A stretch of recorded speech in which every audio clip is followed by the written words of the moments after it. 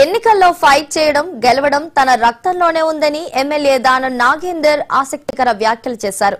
MLA పదవి అనర్హత వేటు అంశంపై ఇవాళ మీడియాతో స్పందించారు. రాజీనామా ప్రస్తావన ఇంకా రాలేదని, ముఖ్యమంత్రి ఆదేశిస్తే రాజీనామా చేయడానికి సిద్ధంగా ఉన్నానని దానం అన్నారు. తనకు ఎన్నికలు కొత్త కాదని, ఇప్పటికే 11 ఎన్నికల్లో కొట్లాడిన చరిత్ర తనకి ఉందన్నారు.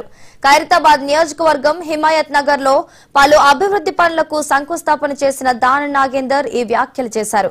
అనర్హత కేసు విషయంలో సుప్రీంకోర్టులో వాదనలు నడుస్తున్నాయని, తన వైపు నుండి వాదనలు వినిపిస్తున్నానన్నారు.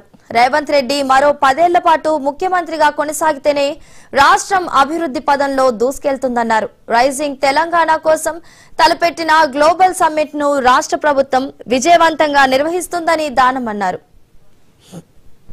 అన్ని వివరాలు కూడా నేను మళ్ళీ సుప్రీం కోర్టులో కూడా నా యొక్క వాదనని కూడా నేను అప్పీల్ చేయడం జరిగింది. అది ఇంకా కోర్టులో పెండింగ్ ఉంది కాబట్టి సుప్రీం కోర్టులో ఉంది. అదే విధంగా స్పీకర్ గారి దగ్గర ఉంది. నేను మళ్ళీ సుప్రీం కోర్టు కూడా నా ప్రత్యేకంగా కూడా నేను కూడా అప్పీల్ కావడం జరిగింది. సందర్భాన్ని బట్టి అది నిర్ణయం తీసుకుంటాం. ఇంకా దాని గురించి ఏం చర్చ జరగలేదు.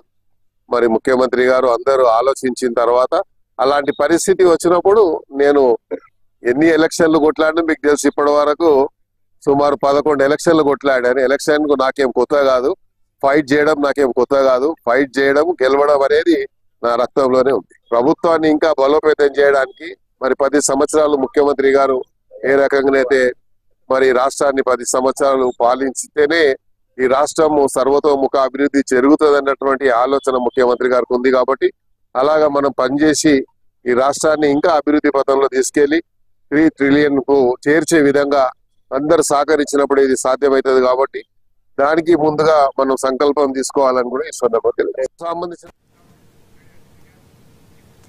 వినూత్న కార్యక్రమాలు